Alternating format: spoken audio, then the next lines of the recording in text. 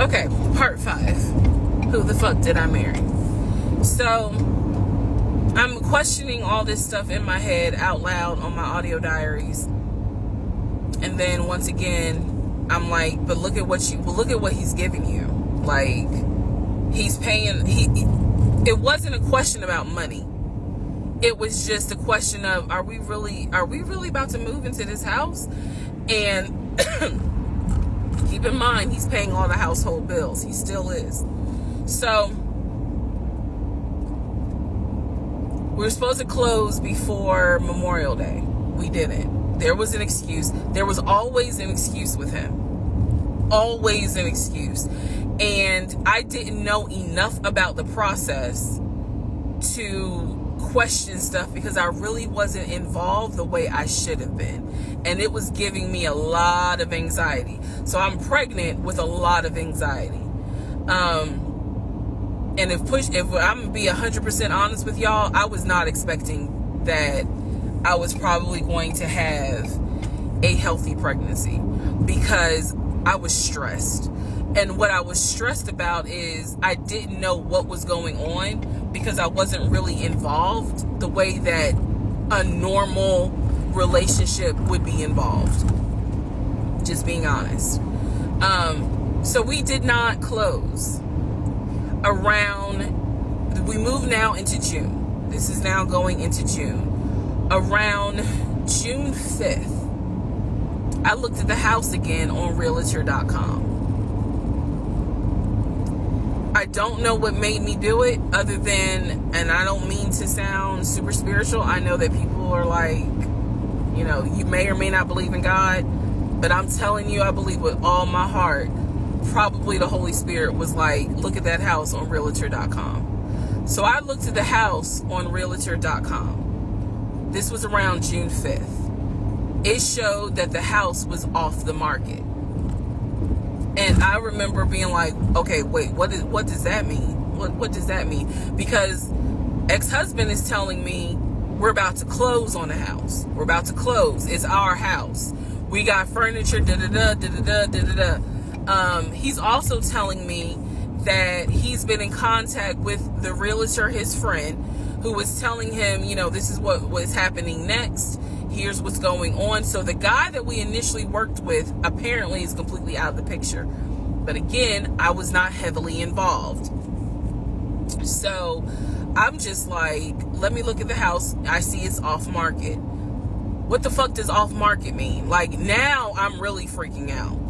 So it shows the name of the real estate agent for the seller.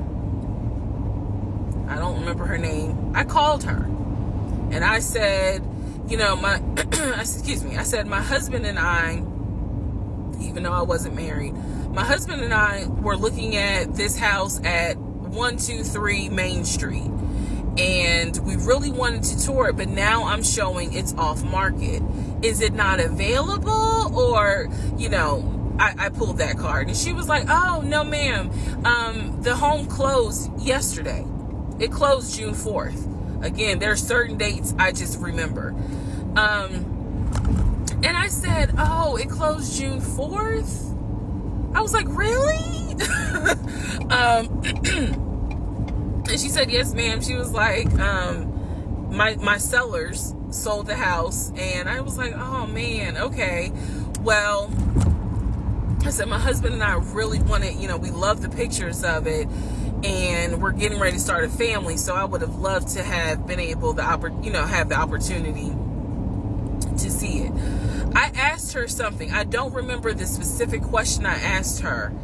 And I know why I asked the question, because I was anticipating that my boyfriend at the time was going to have some sort of excuse. So I asked her something about the buyers.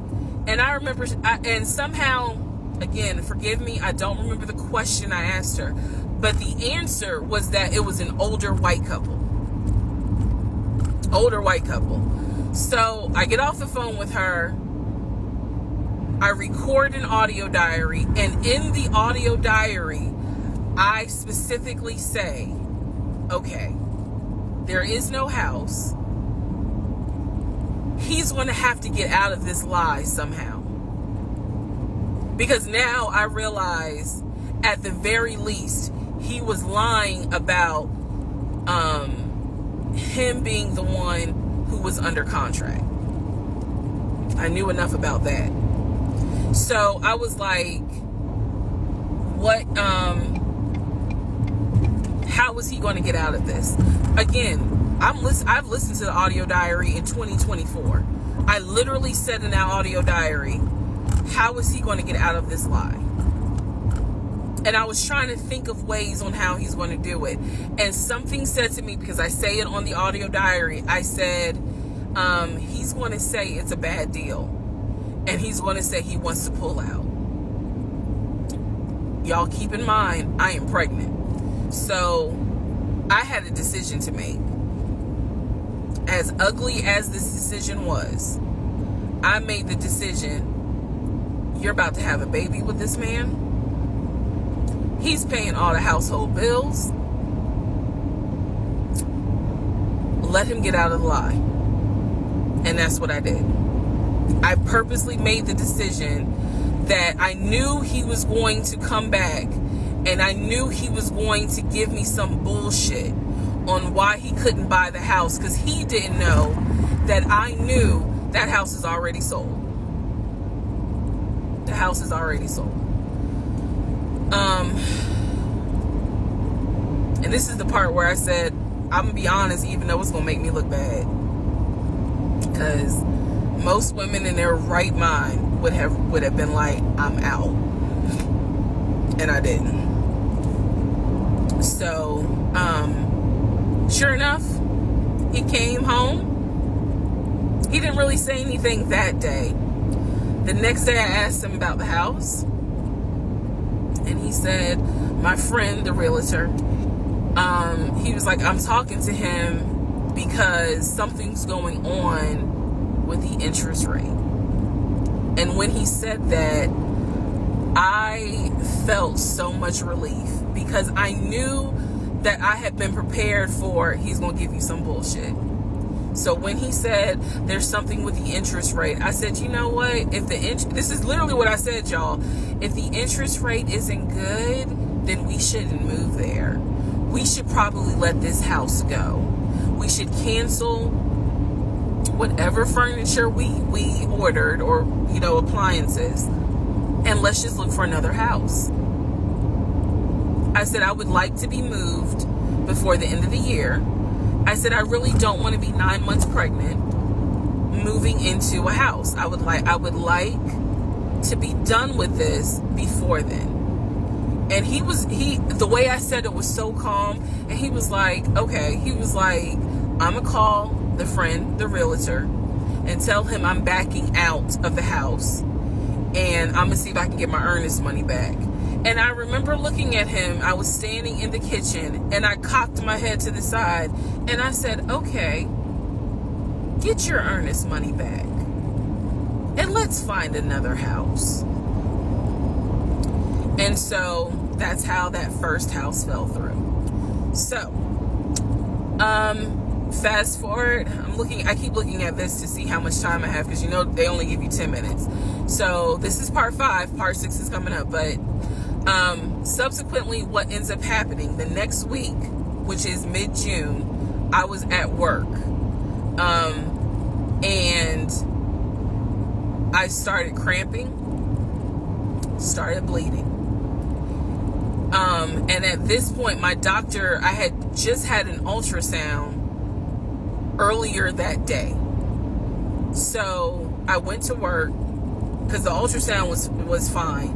I went to work, and the cramping and the bleeding started, and I started crying because I kind of knew what was going on.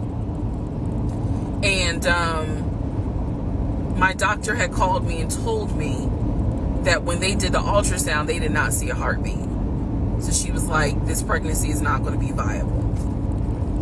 So I'm crying, hysterical, and now we're going to get into part 6.